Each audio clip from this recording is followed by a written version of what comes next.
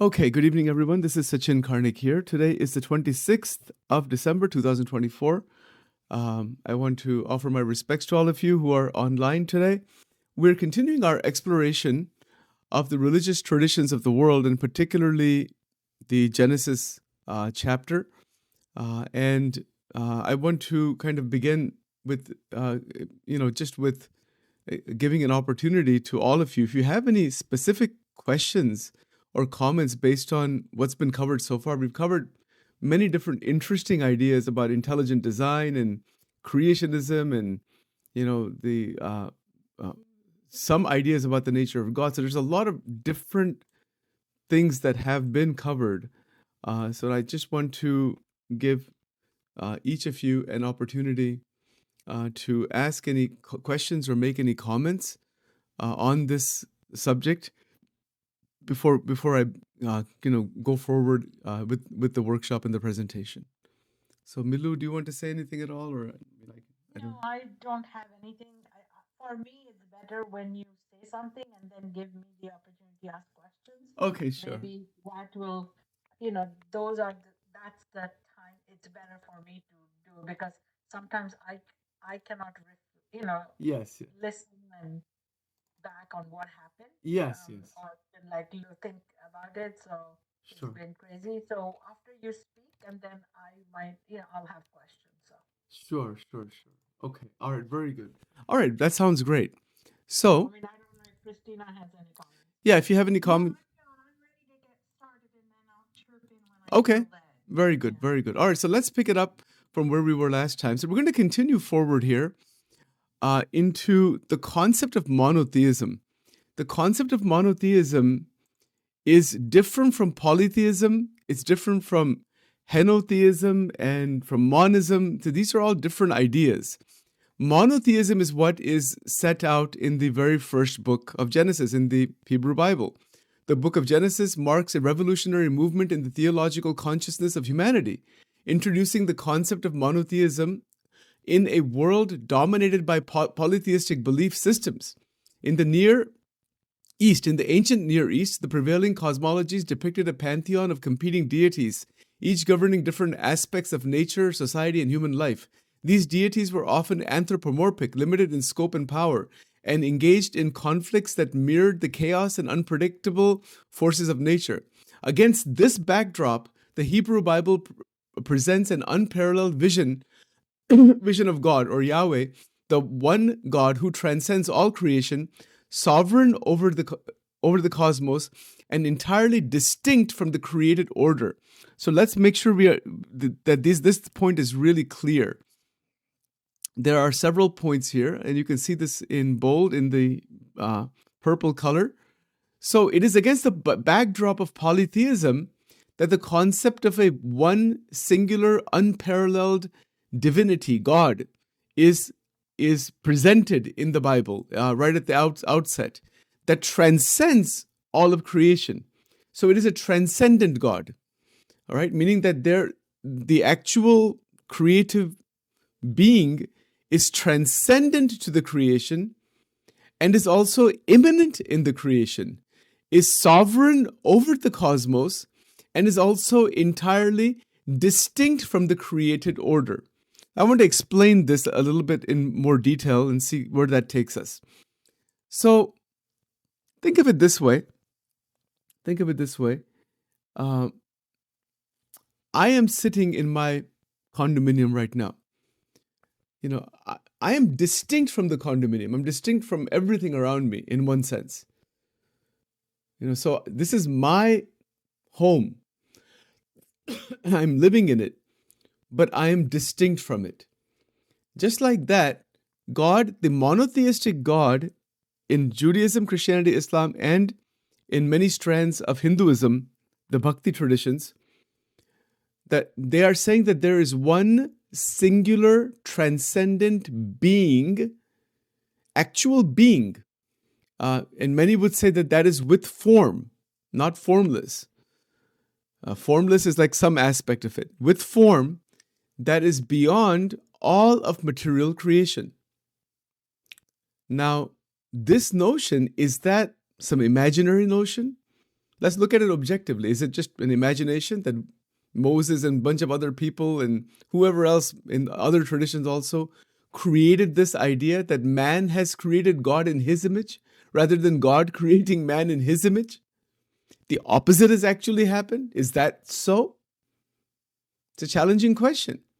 There are those who believe that human beings have created this monotheistic God. It's not that God has created anything at all. Nobody knows what the creation is or what the actual creator is. If they said there may not be any creator. I'm trying to present it very objectively. Then I'll give you some of my commentary on this. And then we'd love to. These are difficult questions. Is it so that just as the polytheistic gods were created in Greece and Rome and so many other places, and even in later on in India also, is it just all human imagination? That somebody imagined something and they created it and that's what they gave a form to it and now they're worshiping some fake, imaginary, concocted thing psychologically? Is that what's happened? Is that what the Jewish tradition is? That it's based on some imagination of Moses or some other people and they created this whole idea so that they can control people? So many people, even today, believe that that's the case. You see? I'm just throwing it out there for you to think about. And there's no one answer to any of this.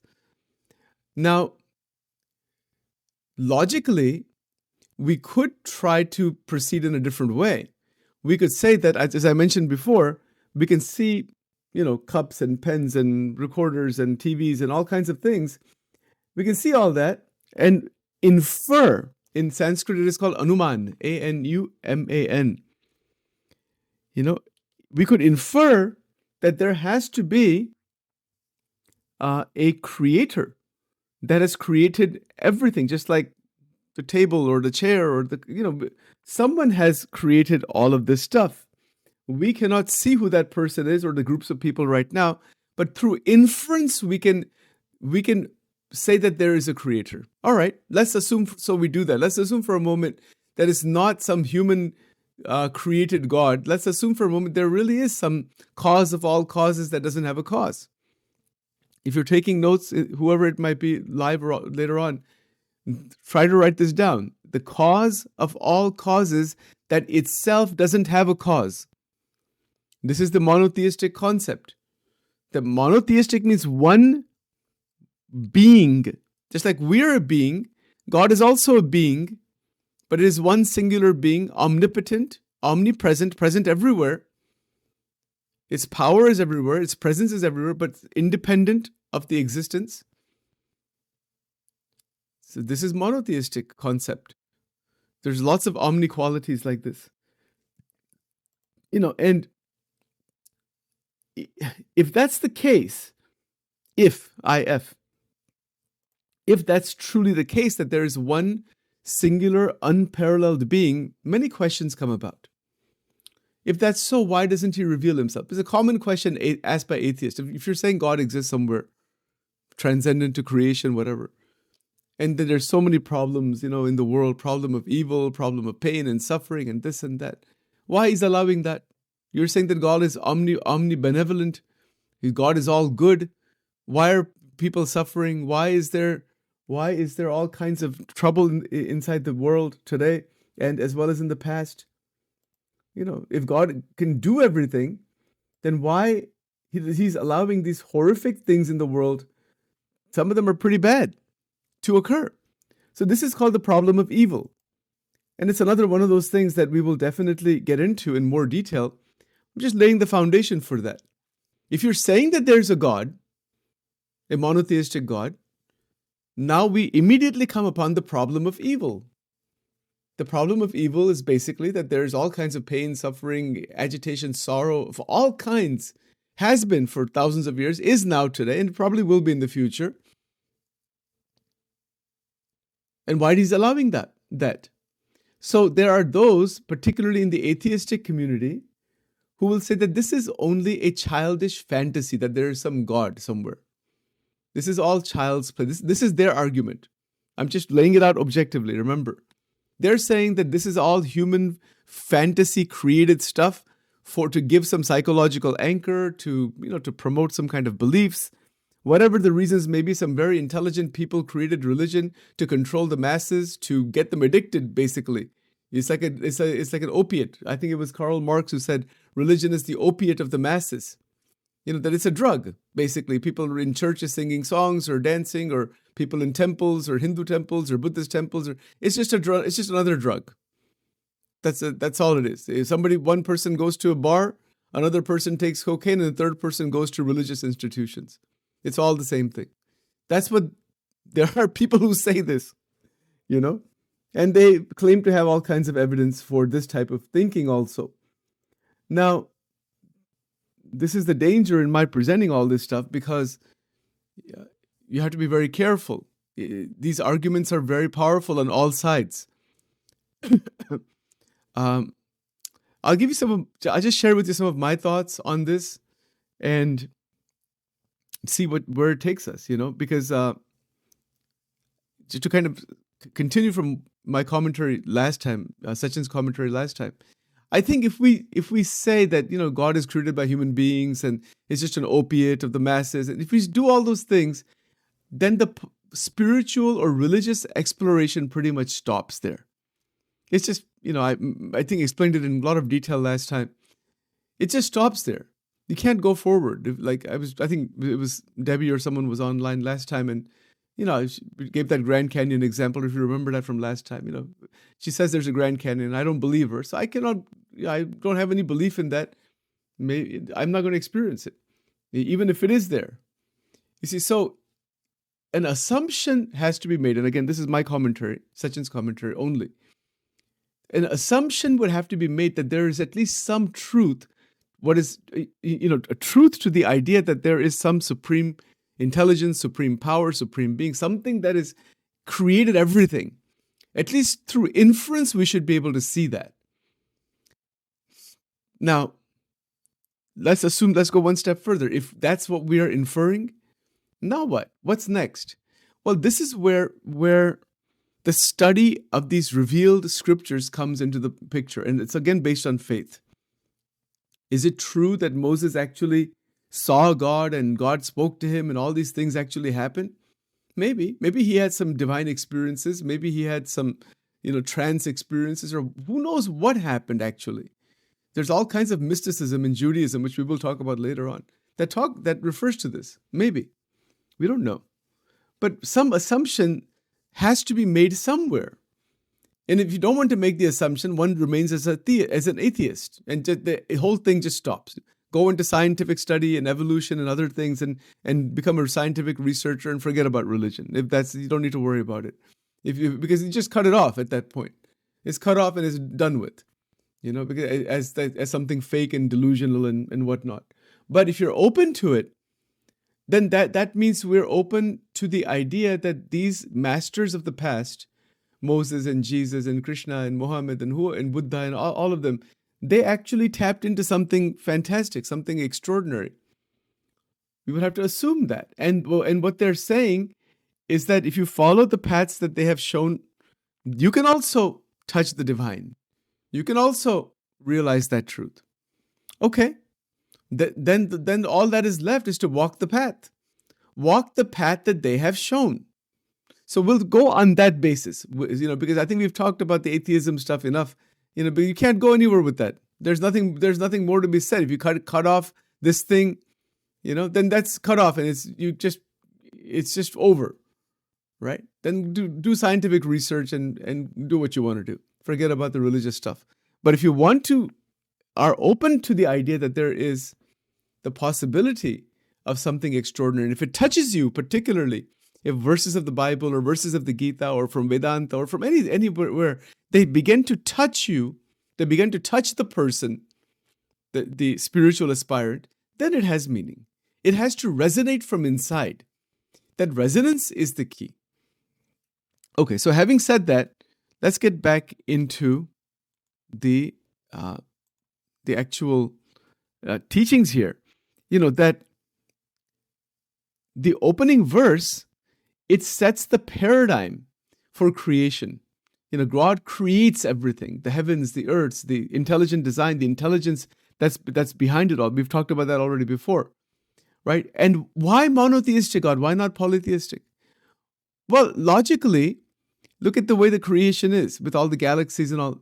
If there isn't one singular principle governing it all, if there's multiple principles, there could be multiple conflicts and multiple kinds of realities. But is that what we see?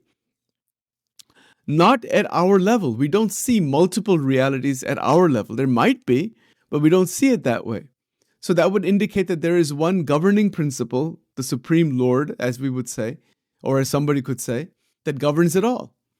Okay, so all right. So now if you establish that, that being is omnipotent. So if you look at this sentence here, in the beginning, God created the heavens and the earth. The text declares, it's actually right here. Let me bold that for you so you can see that. You know, that the text declares an extraordinary theological principle. The universe is the intentional creation of a single omnipotent deity. The creation isn't just by accident or chaos theory or law of entropy or something like that. You know, it's not like that. According to the biblical teaching, there is an omnipotent, meaning the one who has potency to do everything, is created from there, created by that. So this affirmation of Yahweh as the creator fundamentally challenges the polytheistic paradigm of the Near East, such as the Mesopotamian Elash or the Egyptian cosmologies, which often depict creation as an outcome of divine conflict or sexual reproduction among gods. That's also sometimes is depicted in some of these Egyptian and other traditions. So in Genesis, there is no struggle, no plurality of competing divine wills. Instead, Yahweh speaks creation into existence through the power of divine command. So now we get into this thing about command, that these are the commandments. You know, the commandments come later on. But the creation itself is coming from a divine command that God said, let there be light, and there was. You know, let there be this, and there was. So this underscores the effortless authority of God, Yahweh, whose word alone brings the cosmos into being. You know, he wishes it, it happens. You know, that's the way it is. I mean, it's something transcendental. It's beyond our understanding. So the theological implications of this portrayal are profound. First, it asserts the absolute sovereignty of Yahweh over all aspects of creation. Absolute sovereignty. Billions of galaxies have been discovered, and everything else that exists in the universe, it's all, you know, controlled by God. Sovereignty, absolute sovereignty. Unlike the gods of polytheistic traditions who were often confined to specific domains, Yahweh is presented as the creator and sustainer of the entire creation, encompassing both the heavens and the earth. This universality dismantles the compartmentalized worldview of ancient polytheism, replacing it with holistic vision of divine governance. The polytheism goes away. The idea of many gods goes away. You see, so that's why you don't see that in the Jewish tradition, Christian tradition, or even in the Islamic tradition. You see a monotheistic God being worshipped in all three traditions. So every element of nature, light, waters, land, vegetation, celestial bodies, animals, humanity, owes its existence to the will of Yahweh and functions within the divinely ordered structure of creation. That's the whole idea of intelligent design, that creation is structured. It's well ordered. I mean, so for example, the earth is exactly at the right distance from the moon, and the moon and the earth are both exactly rotating in the exact distance from the sun. How did that happen? It happened just randomly? And then all the life that has come about, has it just happened randomly? Or there's a supreme intelligence that is behind all of this, right? So we would have to infer that there is a supreme intelligence that is behind the entire creation. Okay, now, second, the monotheistic vision of Genesis establishes a fundamental distinction between the creator and the created. Fundamental distinction between the two. There's the creation and there's the created. Everything that we see is the effect. But what is the cause of all causes that doesn't have a cause? That would be the supreme being, the supreme God. So in the polytheistic systems, deities were often immanent within nature, personifying elements such as sun, river, storms, blurring the lines between divine and the natural world. Genesis, however, presents God as entirely transcendent, existing outside and above the cosmos. While creation reflects divine intention and goodness, it is not divine in itself.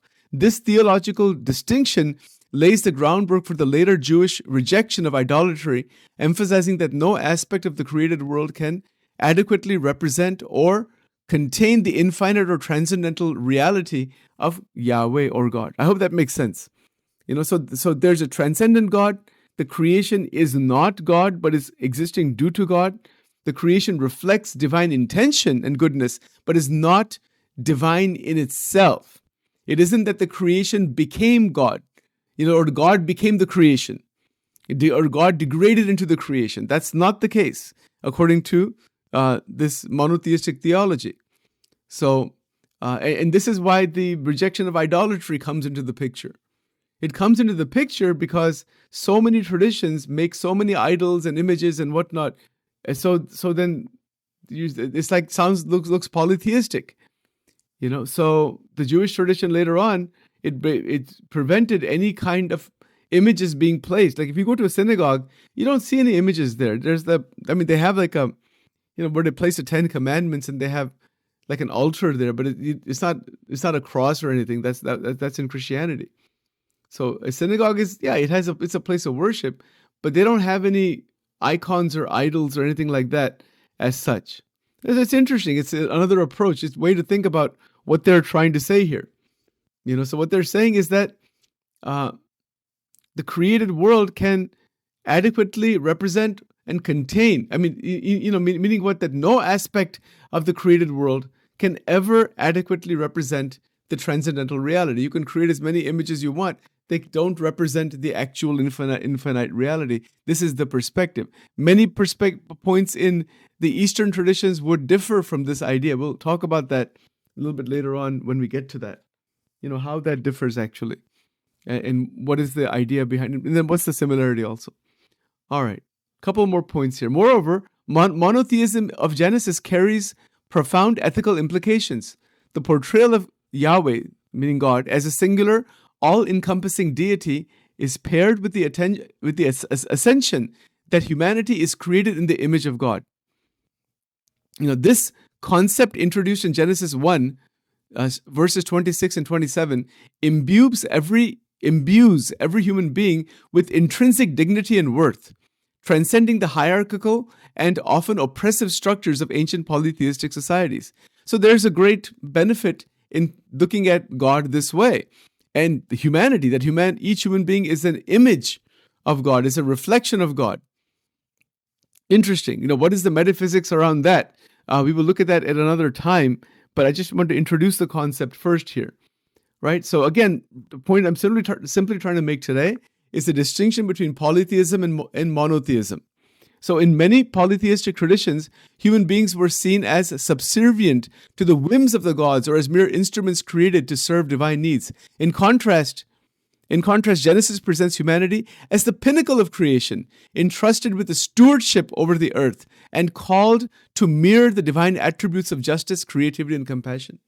That human being is the crown of creation. God has created human being in His image. And so that's why we have creativity, we have justice, we have compassion, we have great qualities within us. We have stewardship over the earth, right? So this is a theology. Meaning, but this is a way to understand God and God's relation to the creation that is called theology. So this theological anthropology is inseparable from the monotheistic framework. And anthropology meaning that we're looking at the historical development of the concept of God, and then the way that He's been worshipped in terms of culture and tradition. That would be more anthropological perspective, but it's theological anthropology when it combines the two together. So this theological anthropology is inseparable from the monotheistic framework, which views all human beings as equal before the one who has created them. So all human beings are equal in the eyes of God. This is the idea. So Genesis also uses its monotheistic framework to critique and subvert the myths of neighboring cultures. For example, the depiction of celestial bodies in Genesis 1, verses 14 through 19, described simply as the greater light and the lesser light, to rule the day and night, deliberately avoids naming the sun and the moon, which were deified in many traditions. Like even in Hinduism, there's this moon has been called the moon god, or the sun is called the sun god, in other traditions also. Right? So in Judaism, or in Genesis 1, verses 14 through 19, it prevents that deification of those celestial bodies. All right? It's another interesting point. So by reducing these celestial bodies to mere creations that serve a functional role, the text undermines their divine status. So it doesn't give them a divine status. The sun doesn't have a divine status. It is existing because of God, no doubt, but it doesn't have a divine status in the Hebrew tradition or even in the Christian tradition, right? So it undermines their divine status and reinforces the supremacy of Yahweh, that there is the one supreme being beyond everything that has been created, including the sun, moon, stars, galaxies, etc. This is the idea. Similarly, the taming of chaotic waters in Genesis 1-2, often associated with primordial deities in ancient myths, is presented as an effortless act of divine will rather than a cosmic battle. It is divine will. What is the point being made here? Divine will is active to create. So these narratives, these narrative choices reflect a polemical intent, positioning the monotheistic Yahweh as a radical alternative to the prevailing religious paradigm of the time. All right, so it is 7:30 at this time. I want to open it up for any comments, questions. I don't want to overcomplicate this. It'll get very, very, even more intricate if we keep going in this direction further today. So I want to leave it at polytheism versus monotheism. This is the basic distinction that was presented here today, based on some of the references in the Bible, based on the notion that there is an Elohim, that there is a supreme being, that there is a supreme, supreme sovereign being that doesn't degrade into the creation. The creation is by the divine will and command of the Lord, of God, but not something that is at par with God, and is also something not where God has degraded himself into the creation or as the creation. So is remaining always transcendent and sovereign, and hence we set up a dualistic system here.